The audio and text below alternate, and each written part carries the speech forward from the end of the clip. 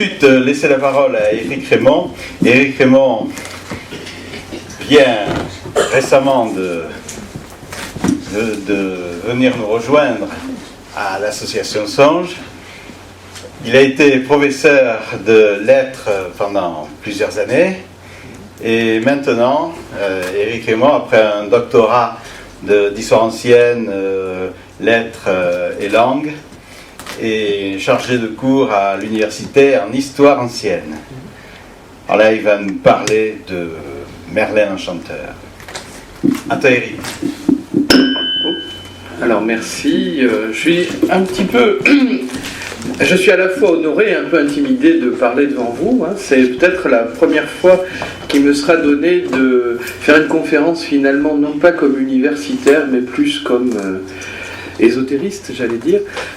Parce que sur un sujet aussi complexe que celui de Merlin l'Enchanteur, beaucoup de choses ont été dites et beaucoup de choses sont à dire et resteront, je pense, sous forme de questions à la fin de cette conférence. À l'occasion de ce centenaire de la naissance de François Brousse, je ne sais pas pourquoi, j'ai ressenti l'impulsion de vous parler de Merlin l'Enchanteur, qui est un personnage fascinant, peut-être une existence que François Brousse a vécue. La conférence de cet après-midi nous en dira sans doute davantage. Et puis, ce qui fait le lien finalement entre l'enchanteur Merlin et François Brousse, c'est ce très beau poème intitulé Le chant cosmique de Merlin, où finalement François Brousse, un peu, j'allais dire en digne émule d'Homère, nous a fait tout un chant sur une lecture, une version ou une tradition particulière de ce personnage. Dans d'autres ouvrages ou dans des conférences, François Brousse indiquait que l'enchanteur apparaissait comme l'une des 5 personnalités de l'avatar de son temps. En fait, il fait partie donc de ces 5 ou 6 maîtres qui apparaissent tous les 600 ans. Peut-être que dans la conférence sur les nombres de ce soir, Jean-Michel nous en parlera. Et Merlin serait donc, vers l'an 600 de l'ère chrétienne, l'un des principaux prophètes à s'incarner. François Brousse le place aux côtés de Mahomet, Ali, des 2 Taras, une âme incarnée en 2 corps, la Tara blanche, la Tara verte, et puis Padmasambhava. Bon. Alors, c'est un personnage de légende dont on a finalement l'habitude de considérer qu'il fut une seule personnalité. On peut dire que l'aura de Merlin l'Enchanteur resplendit jusqu'à nos jours. On a eu des tas d'adaptations, aussi bien dans la série des Walt Disney qui a pour habitude de dénaturer tous les mythes, mais pourtant, il y a des choses intéressantes dans ce dessin animé, jusqu'à, me semble-t-il, une version assez singulière de la conception de Taliesin, à travers le duel de sorciers des 2 personnages, et puis des adaptations plus récentes, où ce qui peut étonner, c'est que finalement, en lieu et place de Viviane ou de la Dame du Lac, on trouve d'autres personnages dont on peut se demander si c'est des ajouts ou des inventions de cinéastes américains. En se penchant justement sur les différentes traditions, on s'aperçoit qu'effectivement le personnage de Nimue existe bel et bien dans certaines versions et remplace celui de Viviane. Bon, quant au personnage de la reine Mab, là il faudrait sans doute faire un pont entre la légende de Merlin et l'œuvre majeure de ce grand initié qui était William Shakespeare.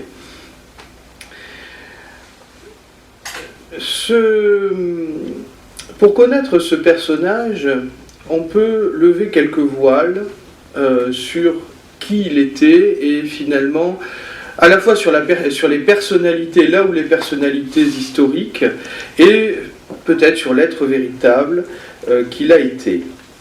À travers 2 éléments, le regard que François Brousse à apporter, en plongeant, dit-il, dans la chronique de l'Akasha. Il indiquait cela dans sa conférence de Paris le 13 décembre 1988. Et puis, il y a le travail assez remarquable d'érudition de Jean Marcal, qui a repris finalement tous les textes, du moins les principaux, qui nous parlent de Merlin ou de personnages qui peuvent être assimilés à Merlin, ainsi que des traditions parallèles, en particulier dans les mythes irlandais. Alors, là, je vous ai donné beaucoup d'éléments, assez touffus, peut-être confus. Si l'on veut suivre un fil un peu plus clair, on peut se fonder sur ce qu'indiquait justement dans sa conférence de Paris François Brousse, qui indiquait qu'il y avait alors eu 3 Merlins, 3 personnalités historiques. Un premier Merlin, qui était un barde obscur, qui a peut-être suivi un seigneur de la guerre du nom d'Arthur, mais François Brousse ajoute, et on n'en est même pas sûr, et c'est vrai que le travail de Jean Marcal tendrait à prouver ou à montrer que le personnage de Merlin n'a été ajouté que tardivement au cycle arthurien. Voilà. En tout cas, ce premier Merlin aurait vécu à l'époque de Saint Gildas, c'est-à-dire dans la première moitié du 5e siècle de notre ère. Un second Merlin aurait été le conseil d'un grand roi qui unifie l'Irlande dans la première moitié du 8e siècle. Et puis un Myrddwin, alors on dit souvent Myrdine, mais là il semble que dans la transcription François Brousse employait ce nom-là. Myrddwin, ou celui qui vit parmi les serpents, aurait également vécu à une date qui n'est pas ici déterminée, et François Brousse le comparait à Psylle, qui en 600 avant Jésus-Christ charmait les serpents de Savoie. Alors bien sûr, vous connaissez pour la plupart d'entre vous la symbolique du serpent qui manifeste aussi bien la Kundalini que dans les mythes grecs l'emblème de la terre, et puis on reprendra, je pense, ces éléments-là. Il y aura beaucoup à dire. Alors, si, donc ça c'est une première piste pour y voir un peu plus clair dans ce dossier finalement des 3 Merlins, les 2 Merlins et le Myrddwin. On peut compléter cette vision d'autres conférences de François Brousse dans lesquelles il peut indiquer que les 2 Merlins finalement étaient le même être, le second étant la réincarnation du précédent et lui donnant sa pleine valeur. Les 2 étant des initiés, des magiciens. Bon. Lorsqu'on se penche sur le travail de Marcal, qui donne une autre piste pour dénouer les chevaux complexes de ce dossier, eh bien, on s'aperçoit qu'on a énormément de mythes, de légendes, de textes parallèles, que finalement, le nom de Merlin n'est cité pour la première fois que sous la plume de Geoffroy de Montemousse, c'est-à-dire seulement en 1132, dans la Vita Merlini, et qu'auparavant, on trouve effectivement un barde Myrdine, en celte, auquel on attribue quelques poèmes, quelques triades, mais que plus anciennement encore, et notamment c'est de celui-là dont parle Saint Gildas, on a un Ambrosius. Alors pourquoi, pour aller de Merlin à Ambrosius, comment ? Il se trouve quand même que les prophéties qu'on attribue à Merlin, en fait, sont attribuées à un certain Ambrosius Merlinus. Donc Ambroise Merlin. Bon, à voir. Alors avant de me livrer à l'exercice un peu habituel chez tous les auteurs, qui consiste à regarder d'abord l'historicité du personnage, je vous propose d'abord un petit excursus, je dirais un peu méthodologique, en se posant la question finalement, les auteurs, même anciens, même initiés, comprenaient-ils encore les mythes dont ils se font les échos ? Et à mon sens, la réponse n'est pas toujours affirmative. J'en veux pour preuve Homère par exemple. Alors là on va aller dans des passés fort lointains.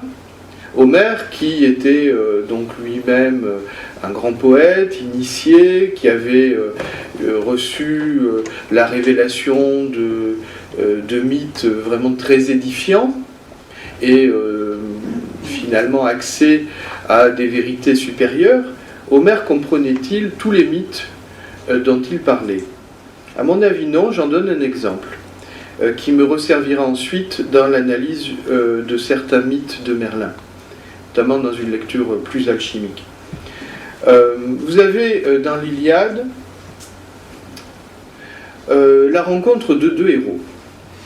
Vous avez Diomède qui, sur le champ de bataille, finalement va remplacer Achille en décimant les rangs des Troyens, dans la mesure où Achille, frustré par le partage du butin qui a été remis en cause par Agamemnon, se retire dans sa tente.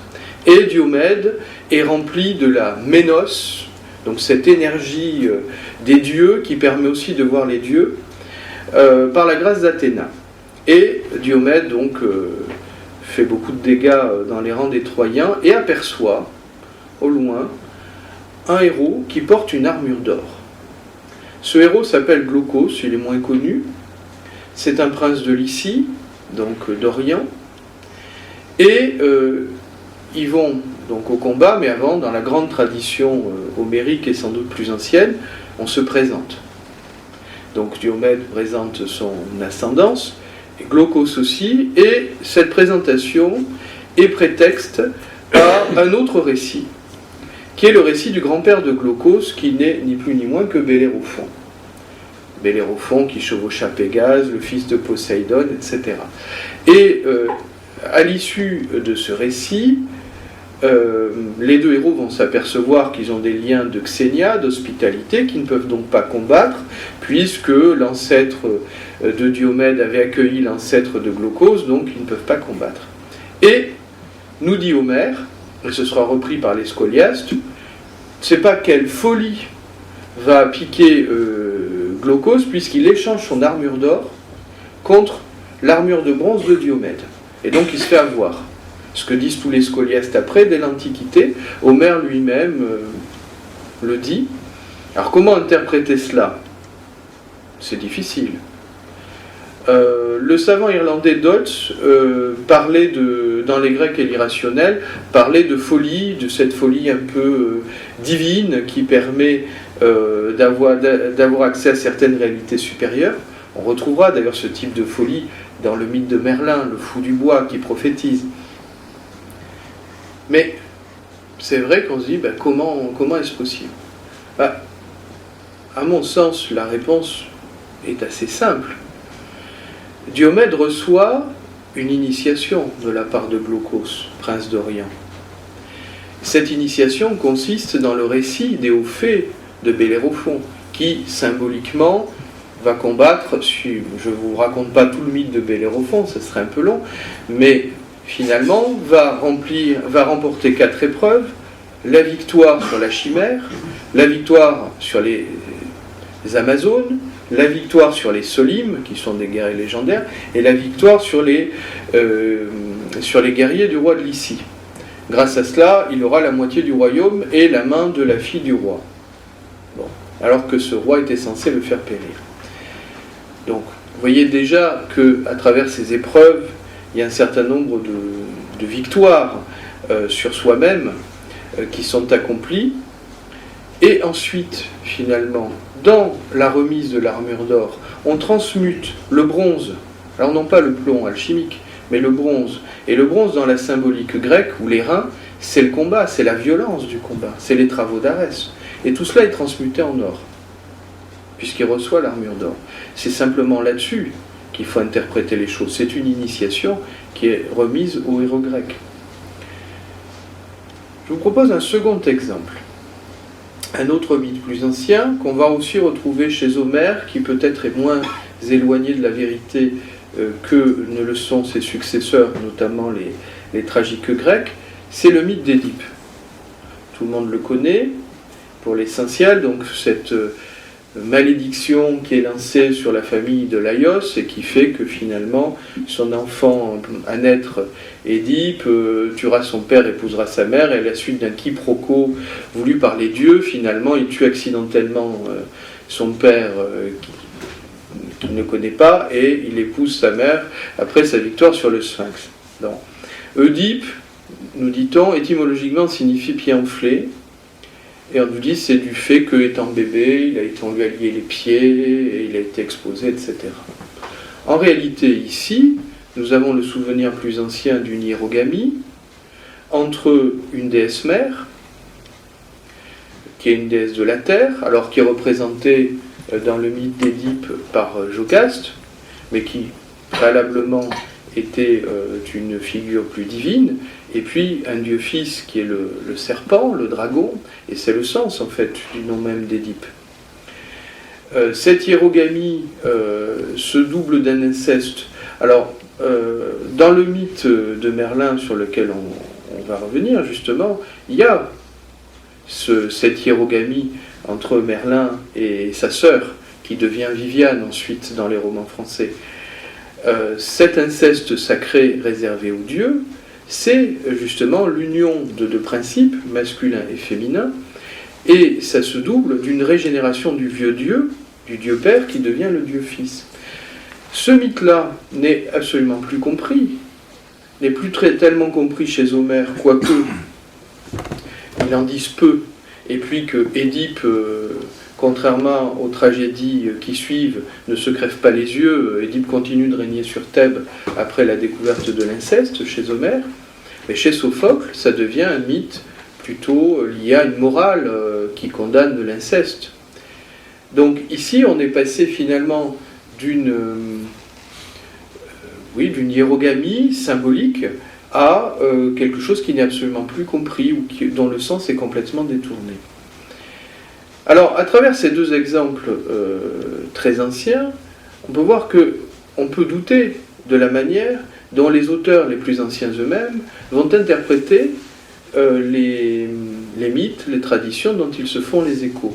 Et je crois que c'est avec beaucoup de précaution qu'il va falloir lire justement ce qui concerne les éléments relatifs à Merlin. Alors, dans le contexte des sources de Merlin, c'est un peu différent, évidemment, d'Homère, puisque chez Homère, bon, certes, on peut corroborer maintenant avec des sources orientales, mais c'est le plus ancien ouvrage de littérature grecque. Alors, c'est très difficile de savoir ce qu'il inspirait, ce qu'il y avait avant. Chez Merlin, en ce qui concerne Merlin, on a évidemment des textes qui sont antérieurs, on a des textes postérieurs, et pourtant, on a du mal à discerner la vérité. Quand on regarde justement les textes littéraires qui nous parlent de Merlin, ou du moins des personnages auxquels il est assimilé, on a l'impression que plus on avance dans la tradition, plus on a des textes plutôt du XIIe siècle, voire après, plus on remonte dans l'antiquité du personnage. On repousse finalement sa date de naissance. Alors, je ne vais pas prendre tous les textes, évidemment, ce serait trop long, mais j'en prends quelques-uns, que j'ai classés non pas dans un ordre chronologique des sources, mais plutôt dans la date, dans une chronologie de la vie de Merlin, si on peut s'exprimer ainsi.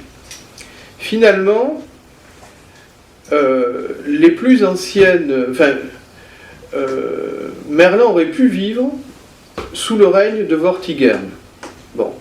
Alors ce règne de Vortigern, qui signifie le grand roi, qui est en fait ce roi qui a spolié le précédent, qui fait venir des Saxons sur l'île de Bretagne, au départ pour protéger son royaume, etc. Ce Vortigern aurait été connu par Merlin. Et ça, c'est pas du tout dans les premiers textes. Le premier a finalement indiqué cela, c'est Geoffroy de Montemousse, et pas dans sa Vita Merlini, mais dans l'ouvrage qu'il publie 3 ans plus tard, dans son Histoire des Bretons. Donc on est en 1135. Et à ce moment-là, dans cette Histoire des Bretons, de 1135, Merlin apparaît comme un enfant bâtard. Alors c'est un thème qu'on retrouvera longtemps, c'est-à-dire un enfant sans père.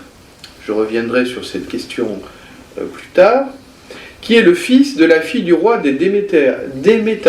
Alors les Démétae en latin, en fait, c'est les... que je ne dise pas de bêtises, je crois que c'est les Gallois, si je le dis, voilà. Et cette fille de roi, cette princesse, est retirée comme nonne dans un couvent. Bon. Cet enfant est présenté comme Ambrosius Merlinus, celui-là même qui est l'auteur putatif des fameuses prophéties. Et justement, il s'agit en fait dans cette histoire, que je pense beaucoup connaissent, de tirer au clair cette affaire qui est la suivante, c'est-à-dire que Vortigern essaye d'ériger une tour qui s'effondre tout le temps, donc il consulte ses druides et ses magiciens qui lui disent il faut arroser les fondations d'un enfant sans père. Et bon, on va le chercher, on trouve Merlin, et finalement Merlin prophétise en disant c'est pas du tout ça, il y a sous la tour un dragon rouge, un dragon blanc qui se battent, et donc il faut creuser, les faire sortir, et effectivement donc c'est ce qui se passe, les 2 dragons sortent et combattent. Et le dragon rouge d'ailleurs a un désavantage, alors ça dépend des versions, mais ce dragon rouge est le symbole de Vortigern qui va bientôt périr, et le dragon blanc, ce sont les fils du roi précédent qui vont en effet ensuite débarquer, et qui sont Ambrosius Aurelius, alors là il y a déjà une homonymie qui est assez curieuse, et Uther Pendragon, qui est le fils cadet. Alors on a ça dans cette histoire des Bretons, et puis après le fameux combat où les 2 princes sont victorieux, nous avons également le mythe de l'érection de Stonehenge.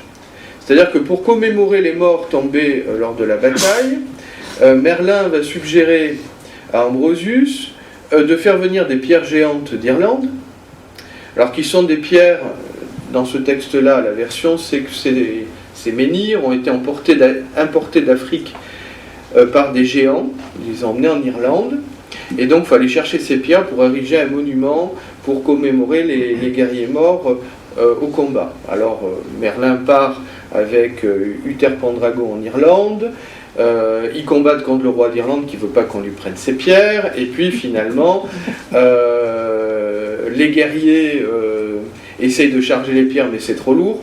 Merlin les regarde d'un air un peu goguenard, et puis finalement par magie il va déplacer les pierres et les charger dans le bateau. Bon, et ce sera les origines de Stonehenge. Dans cette histoire des Bretons, on va également trouver, après la mort d'Ambrosius, donc il y a l'avènement de son frère Uther Pendragon, et Uther Pendragon va tomber amoureux de la femme du duc de Cornouailles, qui ici s'appelle Gorlois, et grâce au subterfuge de Merlin, il va réussir à passer la nuit en ayant revêtu l'apparence du mari avec Igerne et concevoir un enfant. Alors il n'est pas encore question... après, par la suite, cet enfant, vous le savez, c'est le futur Arthur. Bon. Voilà ce qu'on trouve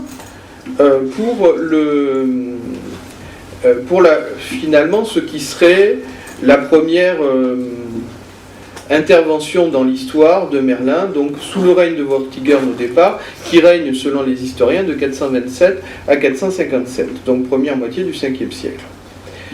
Alors j'ai trouvé sur internet, mais alors ça mériterait quand même une enquête parce que plus approfondie, nous dit que sur un vieux manuscrit, alors un vieux manuscrit, quelle date, qui serait conservé dans la bibliothèque du collège Corpus Christi à Cambridge, il y a un vieux manuscrit qui représente le cercle de pierre de Stonehenge avec une légende. Stonehenge, près de Hammersbury en Angleterre, en 483, c'est précis, Merlin l'Enchanteur transporta la danse des géants de l'Angleterre à Stonehenge. Alors, la danse des géants, ça m'a amené à faire un peu plus d'investigation. C'est que, bon, bien sûr, on a la version dont je vous parlais, de ces pierres trop lourdes pour être transportées d'Irlande, que par magie, Merlin charge dans le bateau. Alors, j'avais lu dans un des ouvrages, je crois, ou de conférence de François Brousse, je disais, bon, je vous laisse, cautionnez pas cette tradition apparemment. Bon. Il y a une autre version qui explique d'ailleurs l'expression de danse des géants, selon laquelle, en fait, il s'agit de véritables géants qui auraient été pétrifiés par Merlin et qui auraient donné Stonehenge. Ça m'a fait penser à un mythe très ancien que vous trouvez chez Plutarque dans le De Defectu Oraculorum, donc, où il est question d'un mythe relatif au dieu Chronos, ce qui est assez rare, hein, parce qu'il y a relativement peu de choses sur le dieu Chronos, le père de Zeus, où il est question des archégètes ou fondateurs du peuple Solim, donc en Lycie, qui ont été frappés, alors peut-être pétrifiés, par Chronos. Je dis pourquoi peut-être pétrifiés, parce qu'ensuite, ils sont vénérés sous le nom de Theus Cleroi, c'est-à-dire les dieux durs. Alors comme quoi cette idée finalement de géants ou de peuples très anciens devenus des pierres, et peut-être qui donnent finalement aussi bien des géants à l'île de Pâques que les menhirs sous nos latitudes, eh bien, bon, c'est quelque chose qui se retrouve dans pas mal de mythes. Surtout que si on se réfère à ce que disait François Brousse sur l'humanité atlantéenne, qui était donc des géants aux trois yeux, avec le troisième œil, fruit finalement d'une humanité préhistorique et peut-être d'être vénusien ou d'être supérieur, eh bien là on a une piste évidemment à creuser. J'en reparlerai justement de cette question de descendance, d'être supérieur et d'humanité. Alors ensuite, continuons ce parcours un peu historique. L'autre date que j'ai pu trouver, c'est 493-496. Enfin, l'une ou l'autre. Il y a 3 ans de marge d'erreur de datation. C'est le témoignage de Saint Gildas. Alors, je sais que quand François Brousse parlait de Saint Gildas, il disait, bon, c'est un auteur chrétien, donc beaucoup de choses sont transformées. Alors, néanmoins, ces saints celtes sont à la fois des chamans occidentaux et des saints. Saint Gildas, qui est aussi appelé Gildas le Sage. Alors, c'est vrai que, comme le disait François Brousse, il y a 3 Saint Gildas, mais enfin, là, il semble quand même que ce soit ce fameux Gildas le Sage, qui aurait vécu de 493 à 570, donne un témoignage aux environs de 540. Et il indique que vers 493 ou 496, un certain Ambrosius Aurelianus, alors en celte, donc Emrys Weldic ou Emreis Weldic, c'est-à-dire Ambroise, chef de la nation, un breton romanisé, issu d'une grande famille, alors, dit-on de rang consulaire. Alors, d'après la citation, je voudrais bien vérifier la traduction, parce que d'après la citation, il n'est pas dit qu'ils sont de rang consulaire, c'est-à-dire les couches supérieures de la société romaine, avec un ancêtre ou plusieurs qui ont exercé la charge de consul. Il est dit que ses 2 parents avaient pris le pourpre, ou la pourpre.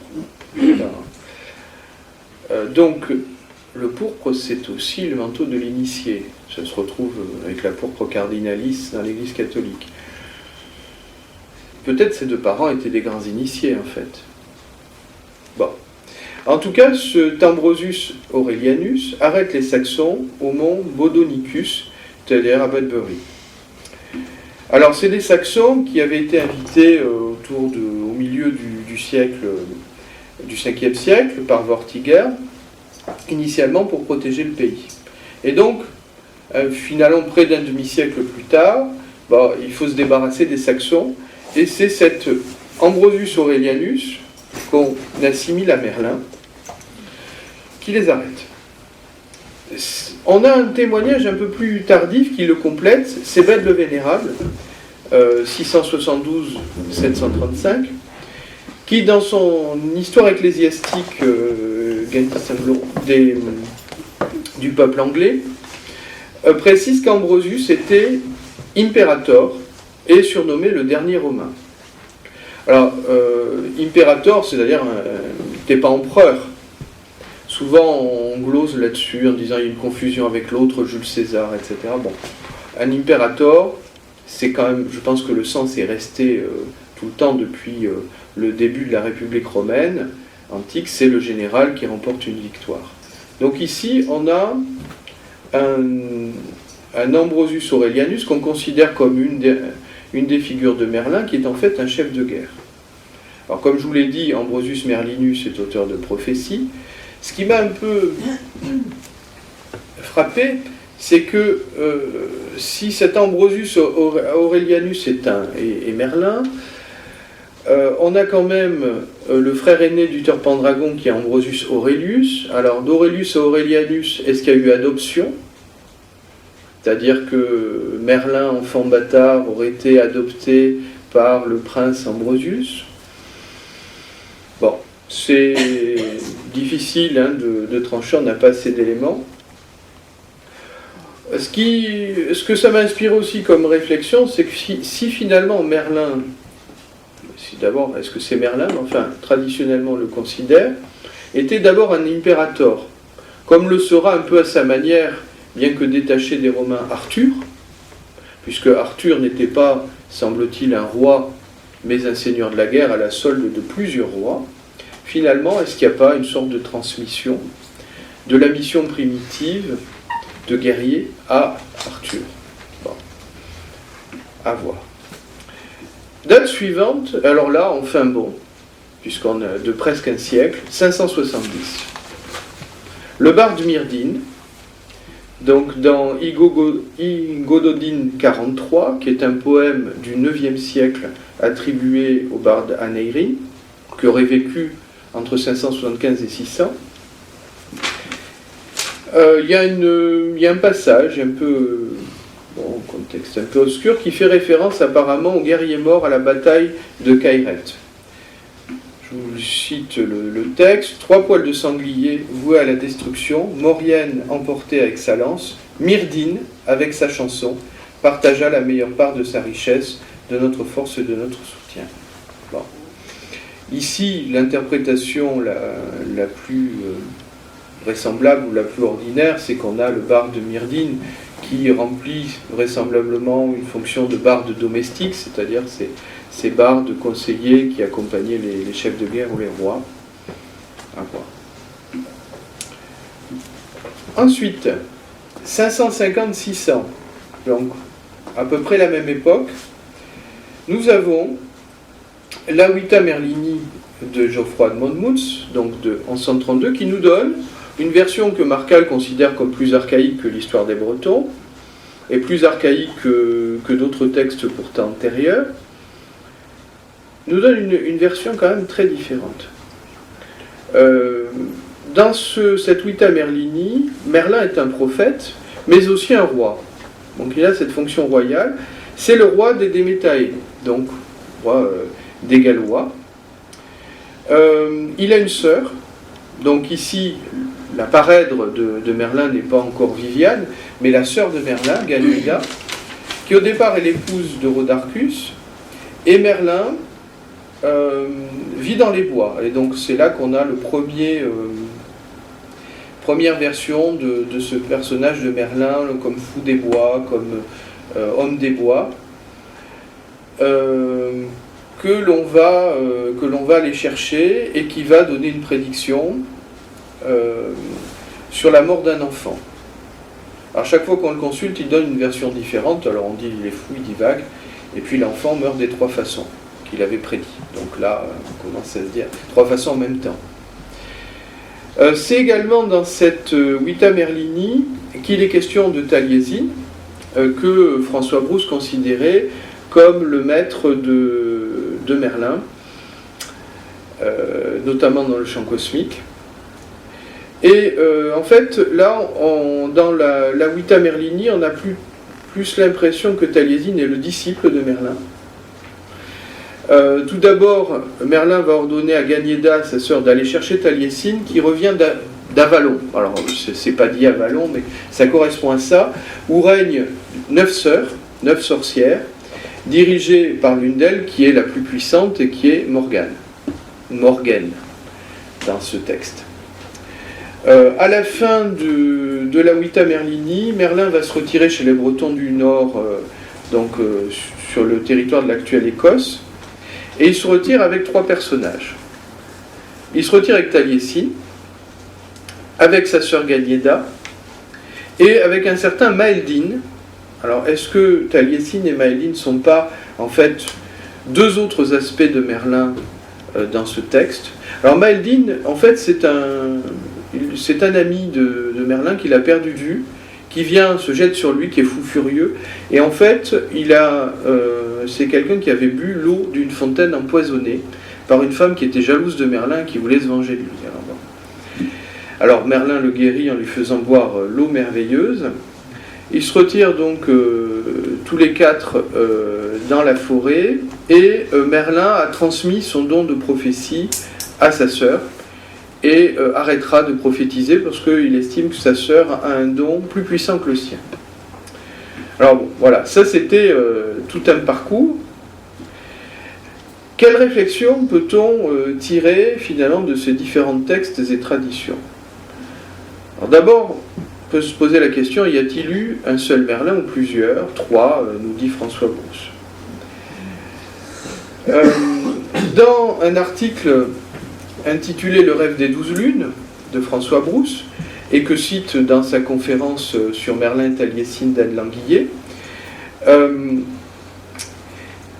François Brousse se pose la question de savoir qui était le prophète, le mage ou le grand initié qui méditait à la date de 735. Il nous expliquera peut-être ce soir qu'est-ce qui se passe en 735. Et donc, François Brousse se pose la question, se dit, on pense à un second Merlin, non pas celui dont Saint Gildas fut l'historien, mais un autre, plus engagé encore dans le mystère. Et c'est là que, finalement, il nous parle de ce second Merlin qui aurait initié l'évêque Félix d'Urgell, dans les années 750-791,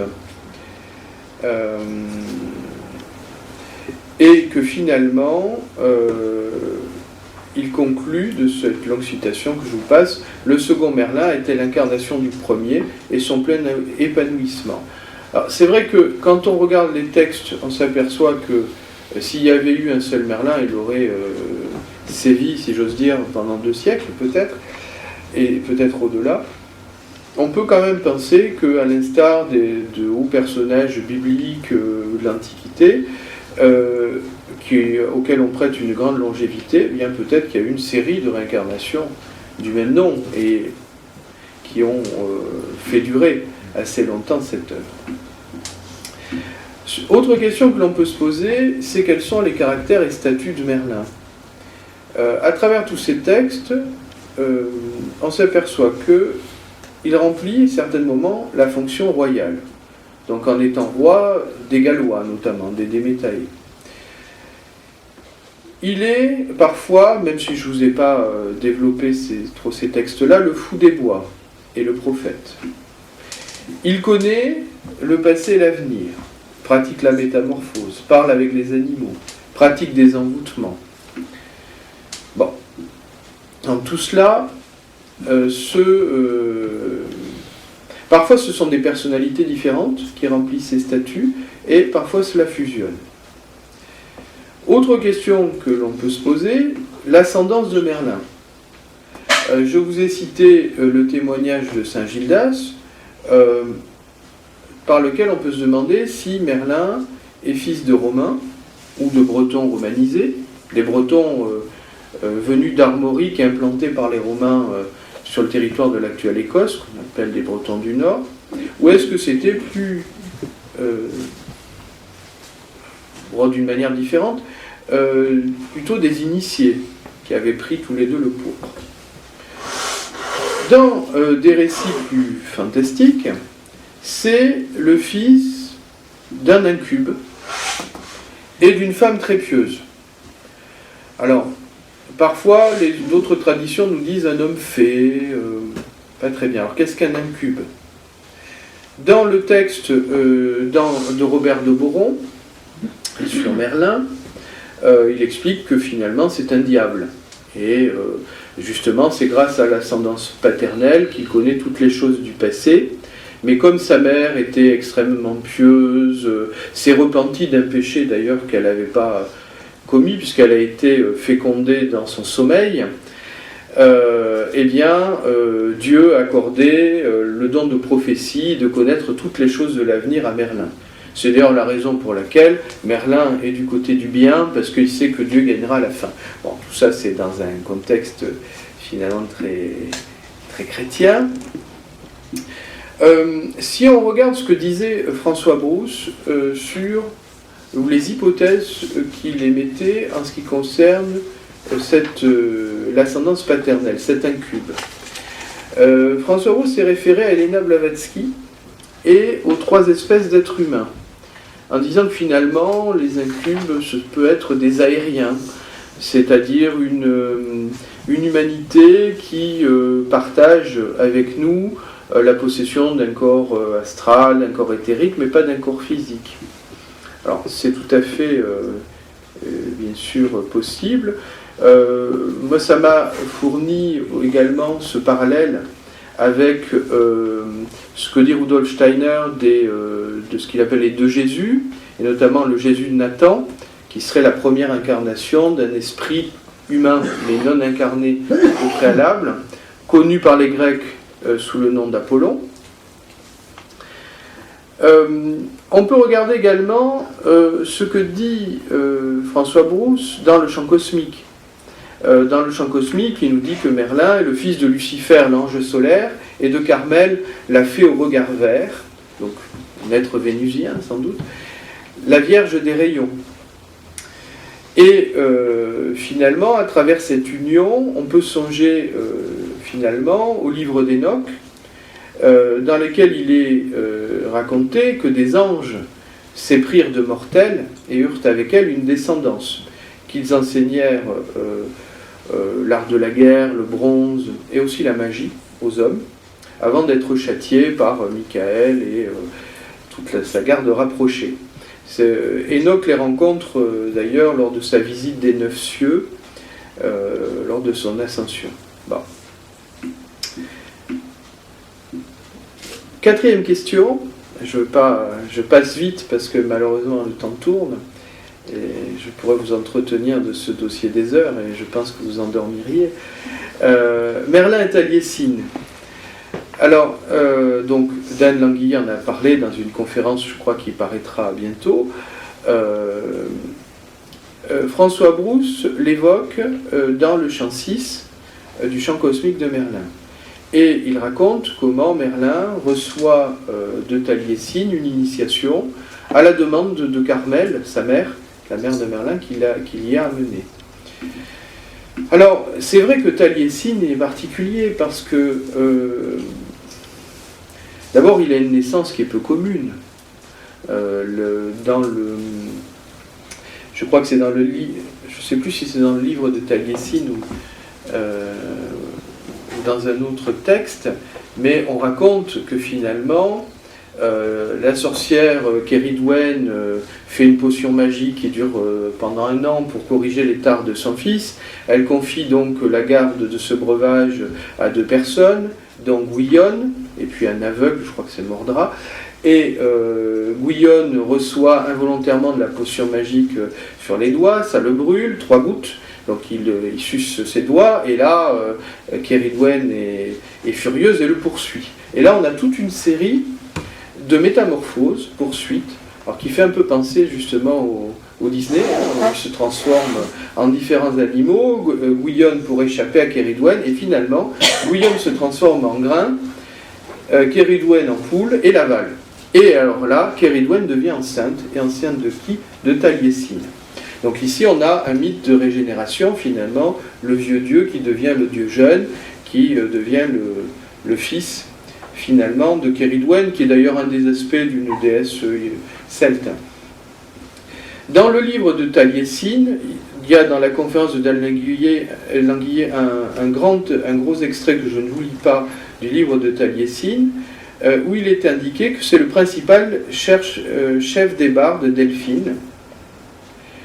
Il y a toutes les incarnations de Taliesin qui sont racontées. Voilà. Bon. Et le dialogue entre Merlin et Taliesin s'achève ainsi, puisque moi, Myrdine, je suis le premier après Taliesin, permet que ma prophétie nous soit commune. Alors, c'est vrai que, sur la base de ces témoignages, on a l'impression que Taliesin est réellement le maître de Merlin. Pourtant, dans la Vita Merlini, il a 2 élèves, sa sœur et Telgesinus, qui est Taliesin. Alors, en tout cas, c'est vrai que l'union de ces 2 personnages n'est pas claire. Parfois même, on a l'impression, en lisant les textes, que Taliesin et Merlin, c'est le même personnage. De toute façon, dans des relations de maître-disciple, surtout à cette époque, de type un peu chamanique, quand il y a des initiations ou des révélations ou des transmissions, le savoir un peu de l'âme de l'un passe dans celle de l'autre. Hein. Il y a quand même des choses comme cela interchangeables. Alors, ce que je vous dis ne résout pas nécessairement sa problématique de savoir qui est qui, ou le rapport entre les 2 personnages, mais en tout cas, elle en nuance l'importance à mon avis. Une autre question que l'on peut se poser, c'est celle finalement de ce couple qui apparaît souvent dans les mythes de Merlin et que l'on identifie à la dyade Merlin-Viviane. Alors, il y a beaucoup de choses. Je vais simplement me référer à ce qu'en dit Marcal. J'ai recensé un peu la plupart des noms qui sont donnés. Viviane, qui est sans doute la dénomination la plus tardive, qui a été rapprochée du prénom mieux connu masculin de Vivien.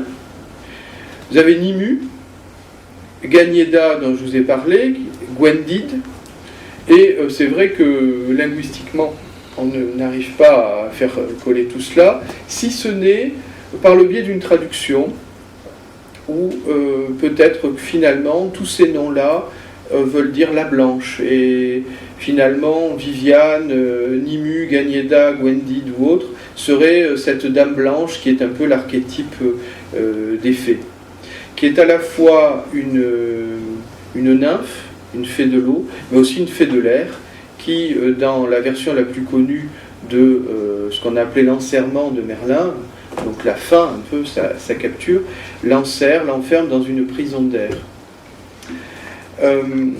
Alors, simplement, pour vous citer quelques textes, dans la Vita Merlini de Geoffroy de Monmouth, où il est question de Ganyeda, là, Merlin termine sa carrière, j'allais dire, par une retraite volontaire dans les bois, probablement les bois de Kélidon, en Écosse, avec Ganyeda, Maëlyn et Taliesin. Alors, ce qu'il faut ajouter, c'est que la demeure qui est réservée à Merlin, c'est la demeure principale, elle a 70 portes et 70 fenêtres pour permettre des observations astronomiques.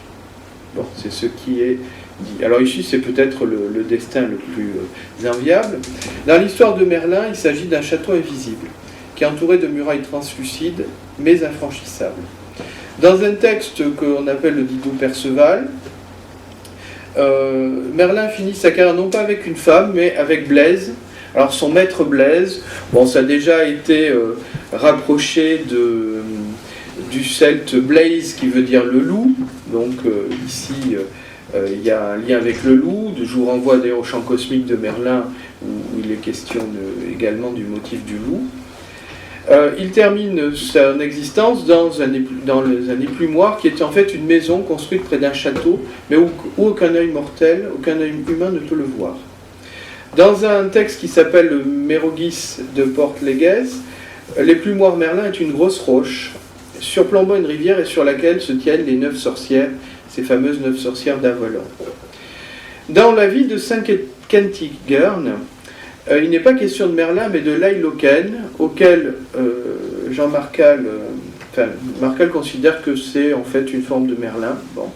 En tout cas, ce Lailoken prophétise sur une grosse roche qui surplombe une rivière. On a un parallèle assez proche du texte précédent. Dans le Mortet d'Arthur, il s'agit, donc là nous avons Nimue, et là c'est peut-être le conte le plus cruel, puisque là Merlin est entombé, il est vraiment enfermé sous une grosse roche, dans une tombe. Dans la triade 113, Myrdine, dit-on, a disparu. Il est parti à la recherche d'une maison de verre. Donc là on retrouve ce château infranchissable, etc., la prison d'air de Viviane. Dans le poème de Myrdine, et également dans le Chant cosmique, il s'agit d'un arbre. Alors, dans le poème de Myrdine, Myrdine est enfermé dans un pommier, et il est invisible à ceux qui passent à côté de lui. Dans le manuscrit, dans un texte du XVIIIe siècle, il est question de 13 objets merveilleux de l'île de Bretagne qui sont emportés par Merlin à la maison de verre. Dans le texte irlandais La folie de Sweeney, il est question d'un roi fou qui est enfermé dans un if au milieu de la forêt. Et dans le Chant cosmique de Merlin de François Brousse, où nous retrouvons Viviane, en fait Merlin est dans un chêne, et ensuite avec Viviane, ils vont construire l'arbre androgyne. Alors dans tous ces récits, on peut retrouver plusieurs motifs, parfois différents, mais avec quelques constantes. Si on rapproche la prison d'air du château de verre, du château aux 70 portes et fenêtres, on a effectivement on retrouve ce mythe très courant dans des textes irlandais notamment, ou dans des textes du Moyen-Âge, de cette tour de verre, qui est en fait une sorte de ballon alchimique ou d'athanor. J'en veux pour preuve sans doute un des plus vieux textes irlandais qui s'appelle l'Histoire d'Éthène.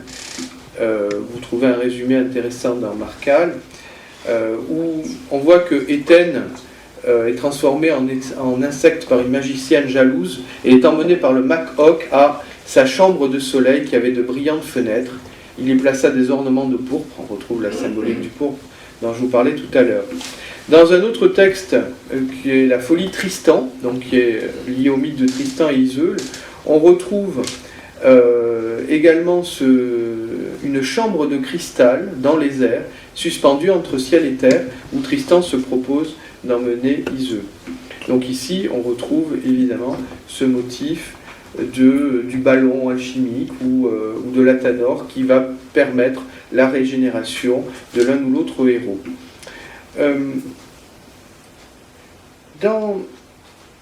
Il y a un autre élément qui peut faire penser à une lecture alchimique, c'est dans la Vita Merlini, encore une fois, où avant finalement son enserrement final, Merlin va raconter à Viviane le mythe de Diane et de Faunus. Alors c'est une Diane très héroïsée.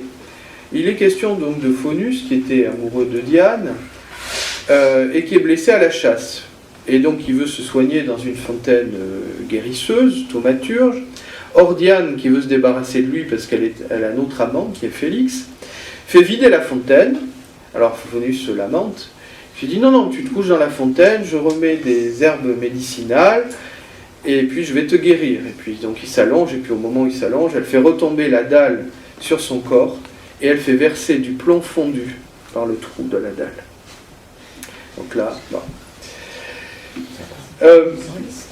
Enfin, sur le thème de... donc ça, c'est effectivement lié un peu à une lecture alchimique, lié à cette chambre de soleil, maison de verre, château d'air. On a également une autre piste dans plusieurs textes que je vous ai énumérés, c'est le motif de l'arbre.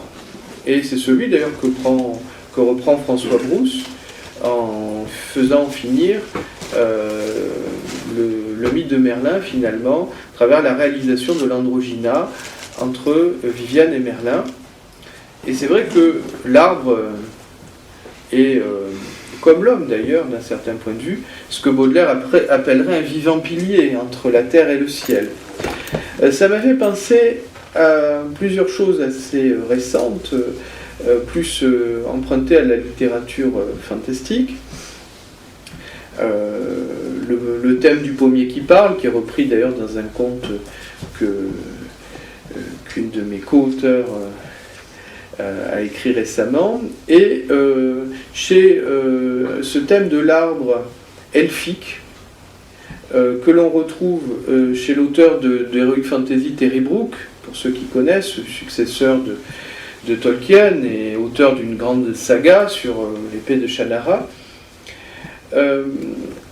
J'ai pensé à lui parce qu'il y a le thème effectivement de cet elfe qui devient un arbre pour protéger son peuple d'une barrière contre les démons, et il y a également un peu dans un autre cycle de la saga cet arbre qui finalement endort des corps dans ses racines, et l'âme du corps endormi devient un esprit de l'air. Alors là ça m'a paru intéressant parce que justement là ça nous faisait un lien entre les deux motifs de la fin du mythe de Merlin. Finalement, le thème de l'air, que l'on retrouve de la naissance à la mort, puisque c'est un esprit de l'air qui engendre Merlin et finit dans une prison d'air grâce à un tour de Viviane. Et puis également le mythe de l'arbre qui plonge ses racines dans la terre et qui fait un pont entre le ciel et la terre. Finalement, on peut dire qu'on va retrouver dans ce mythe de Merlin bien des éléments symboliques, bien des initiations. L'initiation de l'air à travers la divination, et c'est une initiation de l'air qui est finalement qui commence dès la naissance.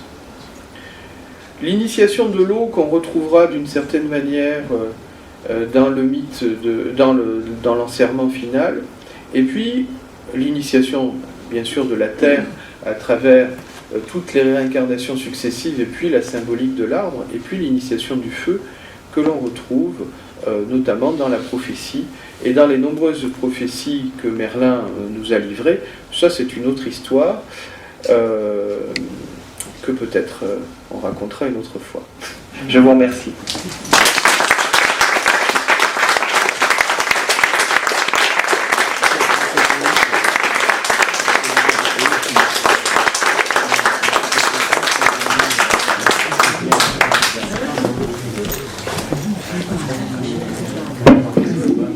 Est-ce que certains d'entre vous ont envie de poser une question à Eric ?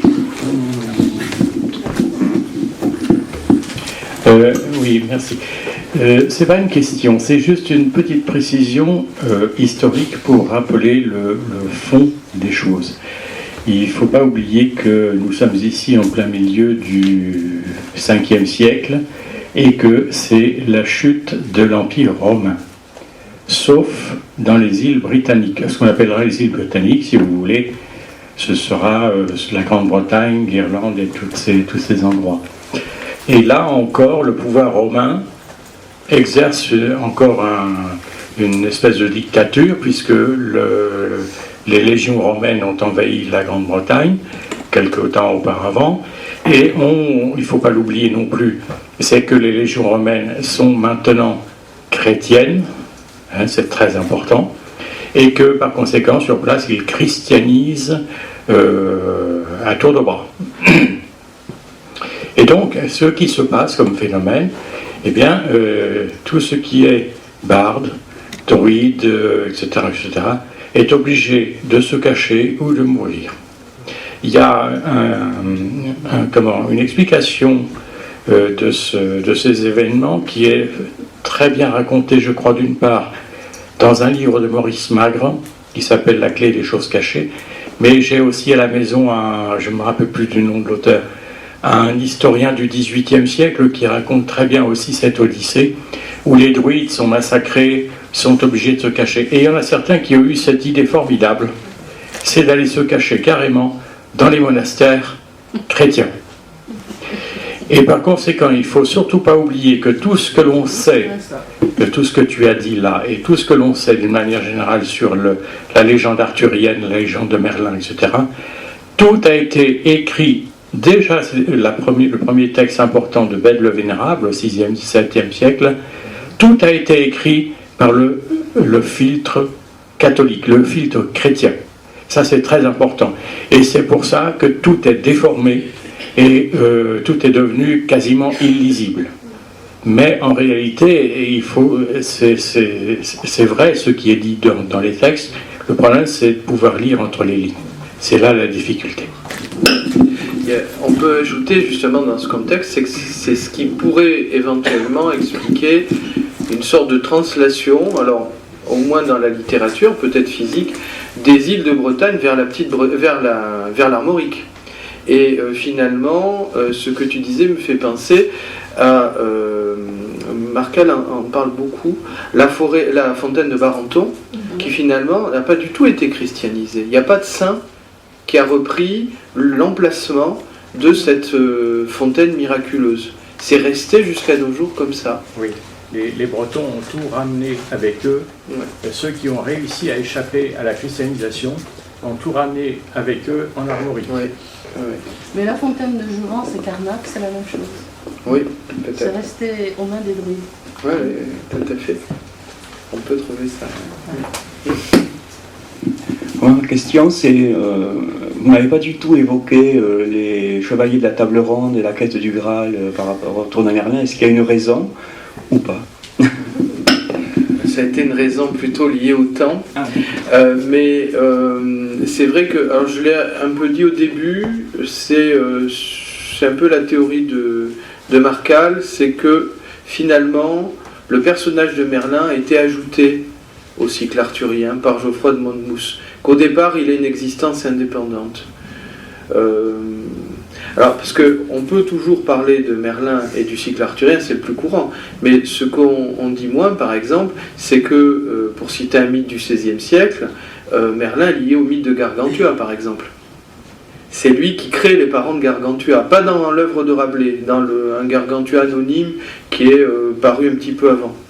Donc on peut toujours lier ça. Et également, on va retrouver un lien, mais c'est assez tardif, en tout cas c'est postérieur à Monmouth, je crois, avec la geste de Tristan et Iseux, alors que normalement il n'y a pas de lien. Donc on pourrait effectivement, mais c'est vrai que ça aurait été intéressant, surtout dans ce cadre-là, puisque dans le chant cosmique de Merlin, François Brousse explique que finalement le Graal, c'est la coupe de Lucifer, dans laquelle le sang du Christ est tombé. Et qu'au départ, c'est la pierre smaragdine, etc., qui tombe du front de Lucifer. Et bon, c'est une thématique toute intéressante. C'est presque une conférence à elle toute seule, je crois. Bon, bah... Oui.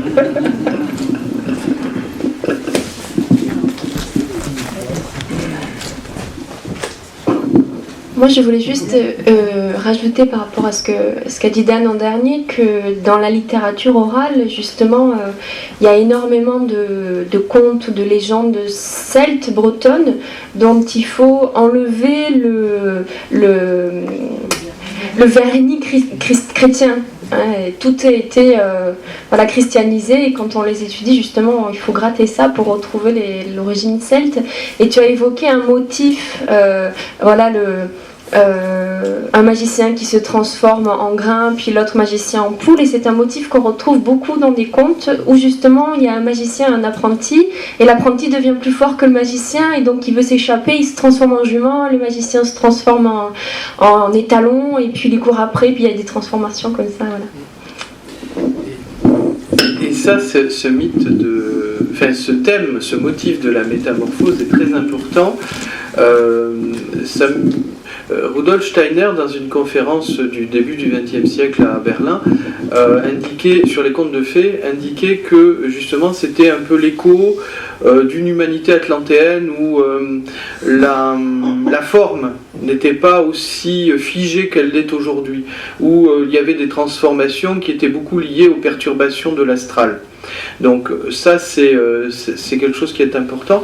Et ce que tu disais sur la christianisation, comme le disait Dan, en fait, bon, on focalise beaucoup là-dessus, mais quand on travaille, comme moi je l'ai plus fait, sur les mythes de l'Antiquité, on s'aperçoit que les Grecs, les Romains, mais encore avant eux les Grecs, toujours ont plaqué leur culture sur des mythes plus anciens, et c'est vrai, il faut gratter pour arriver à trouver l'archétype. Et ça on peut le faire pas toujours complètement évidemment, mais en essayant de regarder, d'avoir une lecture symbolique. Parce que là on peut effectivement trouver, finalement ça veut dire quoi, dans l'optique de l'époque, etc. Ça m'est arrivé de le faire récemment, il y a quelques années, par exemple pour le mythe de Léto, que vous trouvez chez Ovide, Léto qui débarque pour la naissance d'Apollon et d'Artémis. Il y a beaucoup de motifs ajoutés chez Ovide et chez un auteur qui prend appui sur des sources plus anciennes. Il y a aussi des choses qui sont ajoutées, et en corroborant l'histoire, le contexte historique qui veut faire dire des choses et ce que l'on voit dans le mythe, on peut enlever pour arriver à trouver le noyau original. Mais c'est vrai que c'est pas simple. Et puis il y a un travail, à mon avis, toujours un peu, et ça je pense que Marie-Christine en parlera peut-être un peu cet après-midi, de clairvoyance, ou il y a un travail vraiment méditatif, beaucoup plus très important à faire, intuitif, qu'on a tendance à sous-estimer, parce que quand on fait un travail universitaire ou d'érudition, finalement on se laisse un peu aveugler par des petites choses, et on ne perd pas, on a tendance à beaucoup sous-estimer ce qui peut venir, par exemple en rêve ou en vision. Il y a quand même des choses qui peuvent nous guider, et quand on corrobore les deux, on se dit qu'on n'est quand même pas très loin de la vérité. Est-ce qu'on peut pas dire aussi que... Est-ce qu'on peut dire... Ça y est, qu'un mythe grec repris par les Romains, repris par les Celtes, repris par qui on voudra, en fait, s'il est repris, c'est qu'il possède quelque chose d'éternel. Et que de toute façon, quelle que soit la forme, ce qui transpire là-dedans, c'est l'initiation. La transformation des corps, bien sûr, c'est le corps astral qui n'était pas figé, etc. Mais c'est surtout la transformation de l'âme, c'est surtout la transmutation. Donc, moi, ça ne me gêne pas de ne pas trouver la source originelle. Qu'est-ce que ça peut faire ? Qu'est-ce que ça peut faire si tout le monde converge vers la vérité ? Oui. Non, mais c'est faire œuvre d'historien, je comprends l'intérêt. Oui, c'est pas la question. Mais ce que je veux dire, c'est que dans la finalité des choses... C'est tout à fait juste. Le seul intérêt que je vois à essayer de retrouver le noyau originel, pour une démarche individuelle, c'est d'éviter de se tromper, par exemple. Oui. Et c'est-à-dire de surinterpréter quelque chose qui en fait est un motif ajouté. Bon, enfin, avec une lecture symboliste solide, on arrive... Mais je suis persuadée que ceux qui rajoutent des choses peuvent être inspirés. Ah aussi. Donc, tout à fait. Oui. Alors là, voilà. Je suis tout à fait d'accord. La vérité, ça va partout. C'est vrai.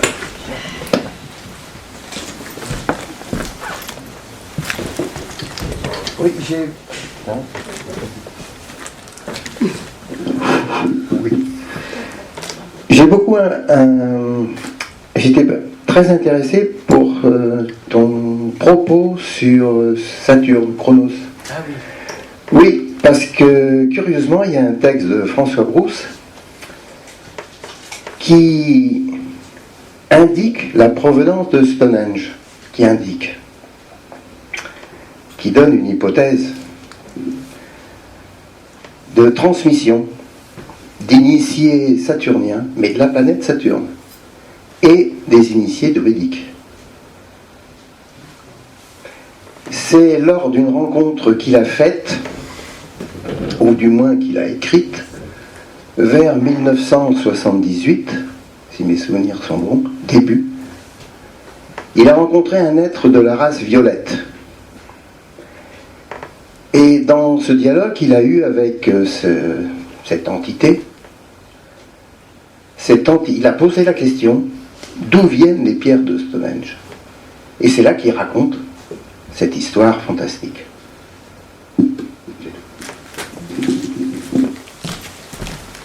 De même que pour Karnak, sa thèse, c'est que, et c'est pas seulement sa thèse, ça a été repris par d'autres, que les menhirs de Karnak, c'est de l'acupuncture géante. Donc ça aussi, c'est affaire d'initié. Oui. Et là, il y a des liens d'ailleurs. Alors là, je redescends un peu si vous voulez, mais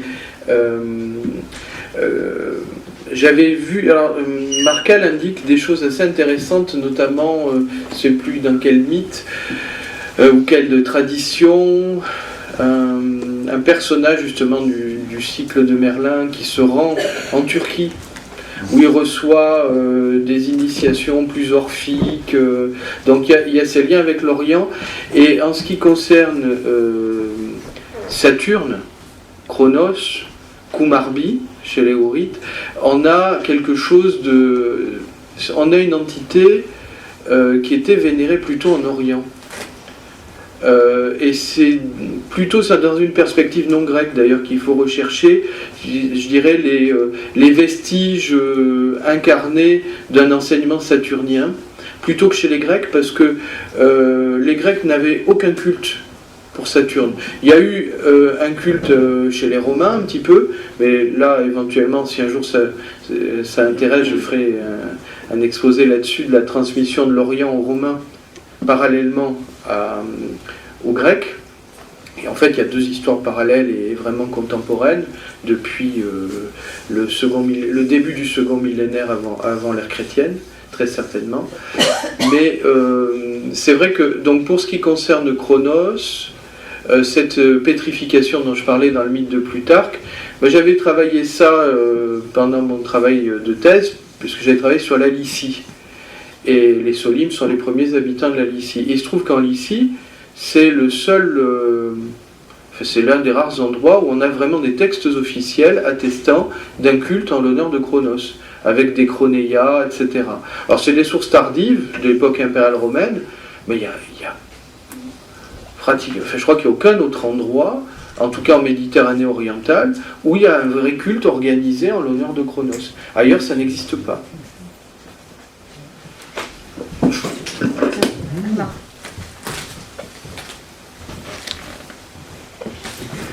Bien sûr, merci Eric. Nous allons